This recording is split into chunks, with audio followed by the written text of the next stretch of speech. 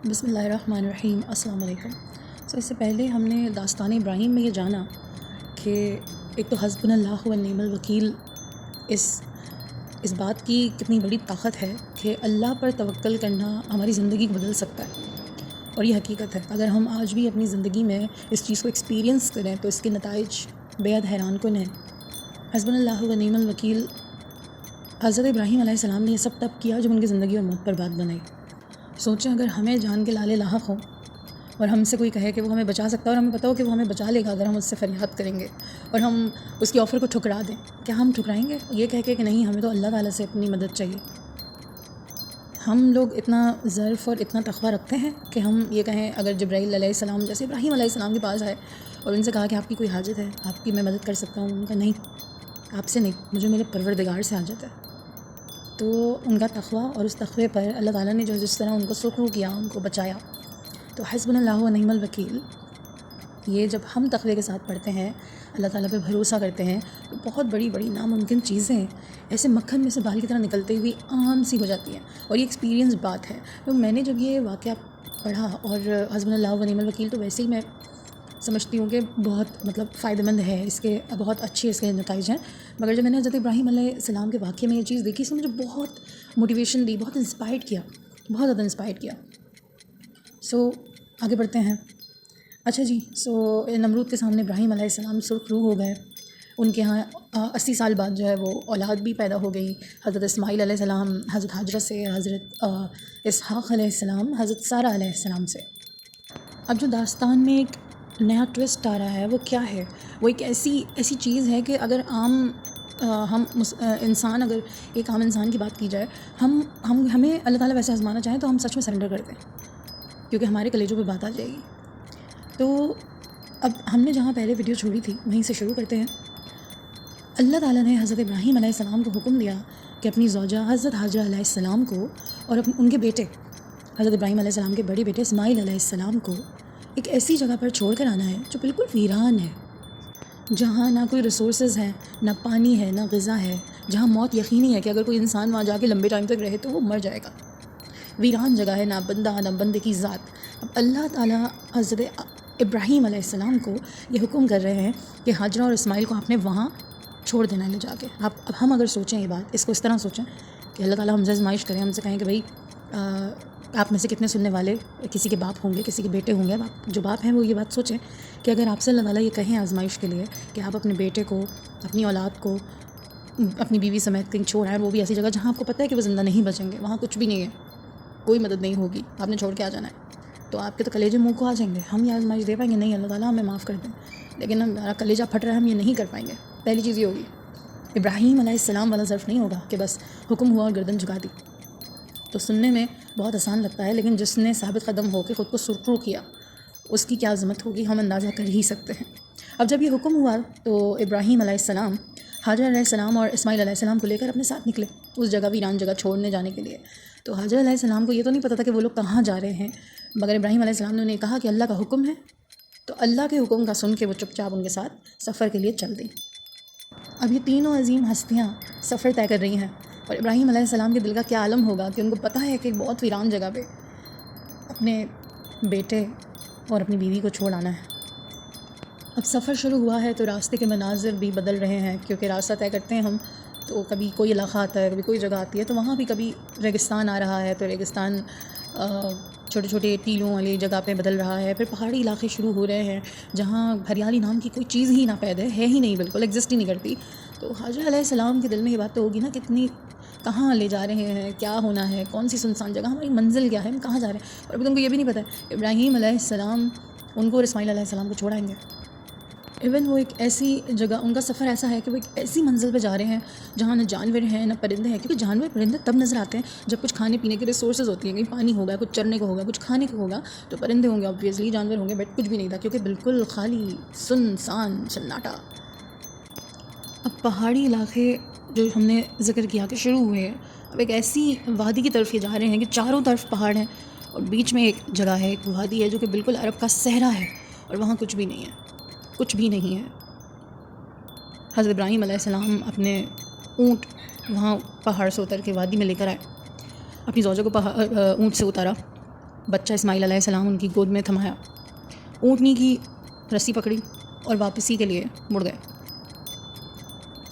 حضرت حاجرہ علیہ السلام انہوں نے سوال کیا جب انہوں نے دیکھا کہ یہاں پہاڑی پہاڑ اور سنسان سناٹا اور کچھ نہیں ہے اور ابراہیم علیہ السلام جا رہے ہیں، تو سوال کیا کس کے سہارے چھوڑ کے جا رہے ہیں؟ ابراہیم علیہ السلام نے کیا جواب دیا ان کو؟ جس کے حکم سے یہاں لایا تھا اسی کے حکم سے چھوڑ کے جا رہا ہوں۔ اور آہستہ آہستہ آہستہ آہستہ ابراہیم علیہ السلام جب دور جانے لگے تو حاجرہ علیہ السلام کی آنکھوں سے اوجھل ہو گئے، انہیں دکھنا بند ہو گئے، کہ واپس چلے گئے۔ اللہ کے حکم کا سن کے ایسا نہیں ہوا کہ وہ پیچھے بھاگی ہوں اور ابراہیم علیہ السلام کو کہا ہو کہ آپ تو نبی ہیں، آپ اللہ تعالیٰ سے بات کریں کہ وہ ہم پہ رحم کریں اور ہم مر جائیں گے، اور چھوٹا بچہ ہی کچھ نہیں، کوئی واویلا، کوئی شور، کچھ نہیں، بس سن لیا اللہ کے حکم سے یہاں آئے ہیں، اللہ کے ہی حکم سے یہاں چھوڑ کے جانا ہے۔ ایک باپ، ایک شوہر، اس کے دل کی کیفیت کیا ہوگی؟ ایک بیوی جو ایک چھوٹا سا بچہ لے کے ایک ایسی جگہ کھڑی ہے جہاں کچھ نہیں ہے، ایک عورت ایک مرد کے بغیر کیسے کمزور محسوس کرتی ہے، سمجھ سکتے ہیں سب۔ اس کا شوہر اسے چھوڑ کے جا رہا ہے، ایک چھوٹا سا بچہ اس کی ذمہ داری دے کے جا رہا ہے، اور ایسی جگہ پہ جہاں کچھ نہیں ہے، کسی گھر میں کسی ہوٹل میں چھوڑ کے نہیں جا رہے تھے، کوئی آباد بستی نہیں تھی، کوئی جھگی نہیں تھی کہ عورتیں بیٹھی ہوں ساتھ میں، ایک ویران سنسان صحرا اور چھوٹا سا بچہ، اکیلی عورت، اور چاروں طرف اونچے اونچے پہاڑ۔ حج پہ جاتے ہیں ہم تو جب ان جگہوں پہ جاتے ہیں تو اسے دیکھنا چاہیے اور سوچنا چاہیے کہ خلیل اللہ حضرت ابراہیم علیہ السلام اور حضرت حاجرہ علیہ السلام کتنی محبت ہوگی انہیں اللہ تعالیٰ سے کہ اف بھی نہیں کی۔